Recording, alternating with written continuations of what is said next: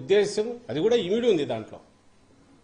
రాజశేఖర రెడ్డి గారు ప్రేమించిన ప్రతి గుండె ఆయన ఎందుకు అభిమానించిందంటే ఆయనలో ఉన్న కరుణ, మానవత్వం, ఒక మంచి పరిపాలకుడుగా ఉండడము, మేలైన పాలకుడుగా తమ బాగోగులు చూసుకుంటున్నాడని ఏదైతే ఒక భరోసా ఉందో అది నేను ఆయన బిడ్డగా ఇవ్వాలి అని జగన్మోహన్ రెడ్డి గారు అనుకున్నది కూడా ఓదార్పులో ఉంది. అలాంటి ఓదార్పు యాత్రను ఎప్పుడైతే వాళ్ళు అడ్డుకున్నారో, కంటిన్యూ చేశాక హెరాస్మెంట్ ఏ స్టేజ్కి పోయిందో మీకు తెలుసు. ఇలా కాదని సొంత బాబాయిని పక్కకు, ఆయన చిన్నాన్నను పక్కకు లాగి ప్రలోభ పెట్టి మంత్రి పదవి ఇచ్చాక బయటకు వచ్చేశారు. వచ్చి పార్టీ పెట్టాక ఇంకా హెరాస్మెంట్ ఎక్కడికి పోయింది? 16 నెలలు అక్రమ కేసుల్లో పెట్టారు. ఆ కేసులు నడుస్తూనే ఉన్నాయి.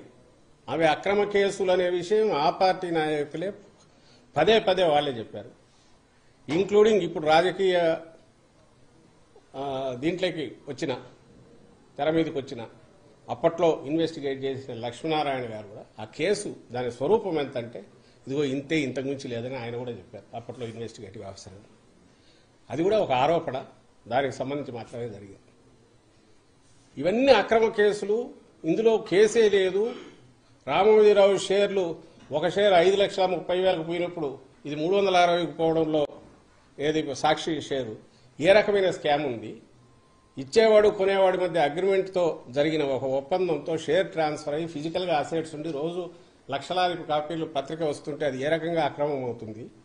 ఇది మ్యూచువల్ అగ్రిమెంట్తో జరిగిన డీల్ అయినప్పుడు ఇందులో కేసు ఏముందని అన్ని రకాలుగా చేసిన ఇప్పటికీ నడుస్తుంది. ఆ కేసు ద్వారా కేసు ఉంది. ఎందుకు ఇంతగా ప్రొలాంగ్ చేసి చెప్తున్నానంటే అంతు చూడాలి జగన్మోహన్ రెడ్డి గారిది అని చెప్పి.